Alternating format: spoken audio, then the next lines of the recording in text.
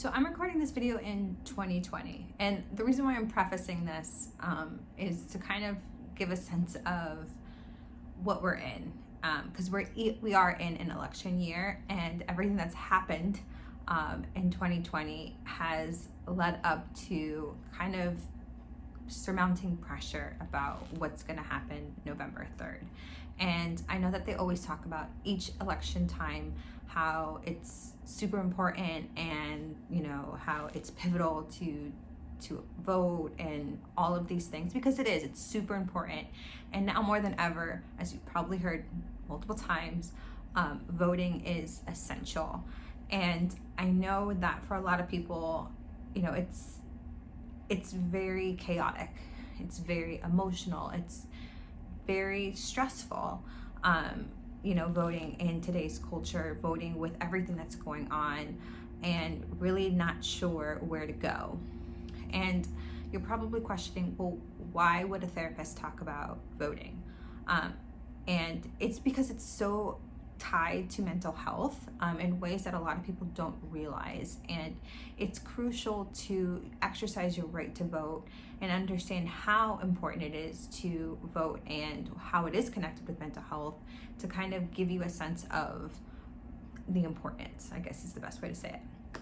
So I wanted to make a video about how voting actually connects to mental health and why it is super important to vote on two different levels. So your systemic level, which is kind of what's happening, in America now, and then on a personal level, why voting is so important. So I'm going to start with the systemic, because that's obviously a little bit more complex, a little bit more complicated, and really kind of just break it down as to why it is important to vote and how that is connected to mental health. So first and foremost, mental health is connected to funding. A lot of our community agencies that serve low-income communities need funding. That's kind of how it works. So if you are looking to vote and you're not quite sure what candidate to vote for and how that impacts mental health, it's good to kind of do your research to see how they view mental health, view funding, and view providing resources to those low-income communities, and how they're going to do that. What's their plan? And not only on a national level, but on a state and local level as well. So where they stand on those issues when it comes to funding, because that's super important.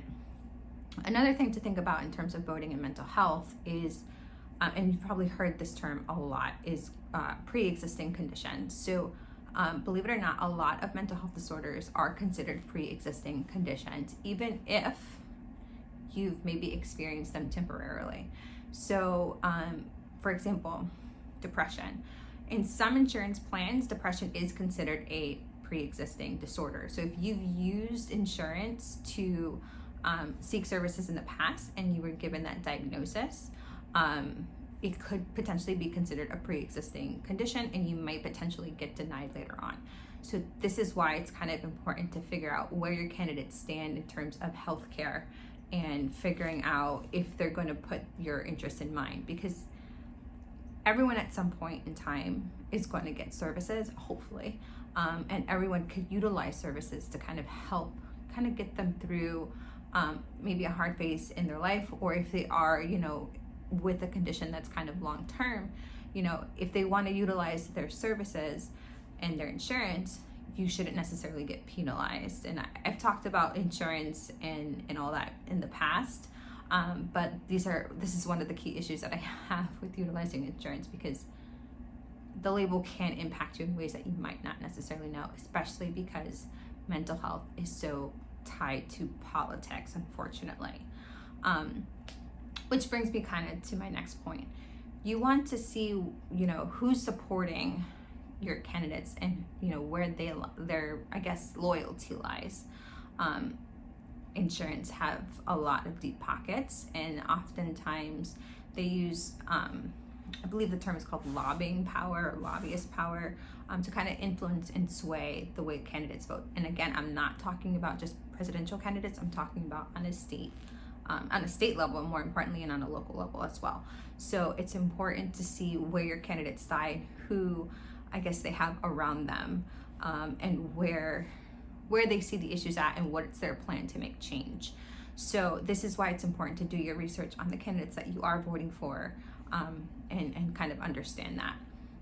You on a local level, let's say, for example, when you vote for a sheriff, you want to know where they stand in terms of the resources of utilizing mental health services, and where they stand in terms of kind of how effective they can be when it comes to policing. Again, we're in 2020. We've kind of seen, unfortunately, the way things have turned.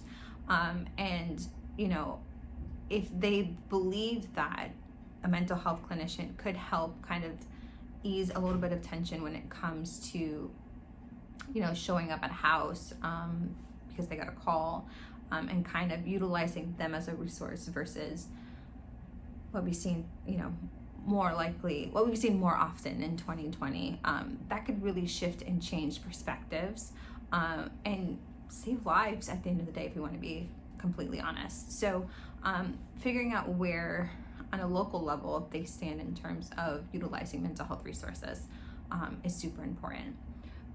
There's obviously a lot more that I can delve into.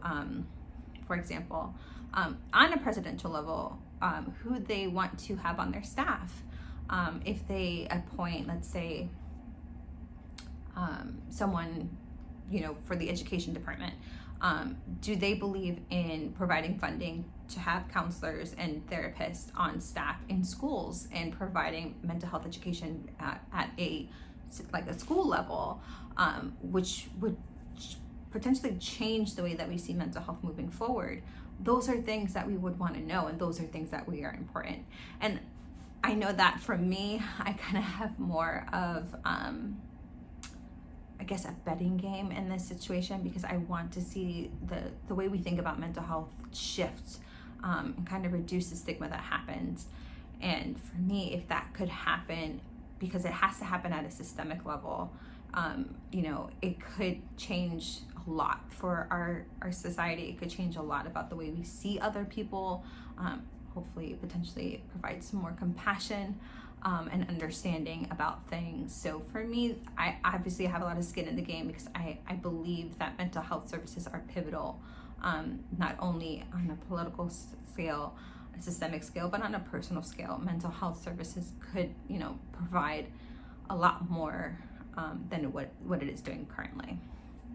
So again, there's a lot more that I can talk about. I'm not going to bore you with those details, but those are kind of the key things to kind of think about when you are voting, and kind of doing your research on not only presidential candidates, but also, again, state and local levels, where they stand on issues when it comes to mental health. How do they see funding being dispersed, as well as, who's putting money in their pockets is super important, and where their loyalty lies. So it's very important to kind of do your research on those things. And sometimes you might not necessarily get the answers, but I think if a candidate cares about mental health and cares about what that means, they'll put it up there somewhere. So that's on a systemic level, why it's so important to vote when it comes to mental health. On a personal level, one of the things that voting does, it gets your voice heard. And for me, when I'm working with individual clients, when I'm working with couples, when I'm working with anyone, for me, it's always important for them to feel heard, and for them to exercise their voice in getting heard. And so on a personal level, voting helps you do that. It helps to get your perspective heard. It helps to feel kind of that you're providing, I don't want to say a service, but it is kind of like an American duty to vote. So, okay, I guess I'll use that. So it's super important to vote, and also think about kind of how it's going to impact you, and maybe not you personally, but maybe a family member or a friend or your partner, who may be, dealing with a mental health issue, or may potentially down the line deal with a mental health issue, and what that's going to mean for them. So just vote.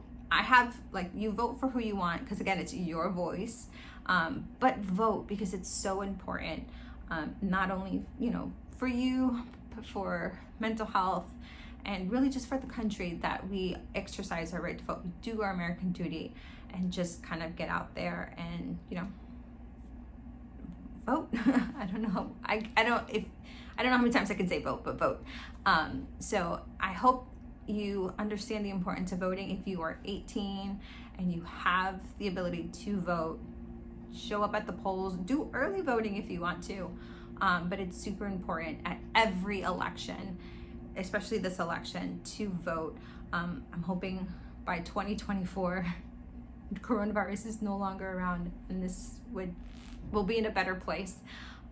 So either way, if it's 2020 or 2024, go out there and vote. So I guess I'll see you at the polls. Have a good one, guys.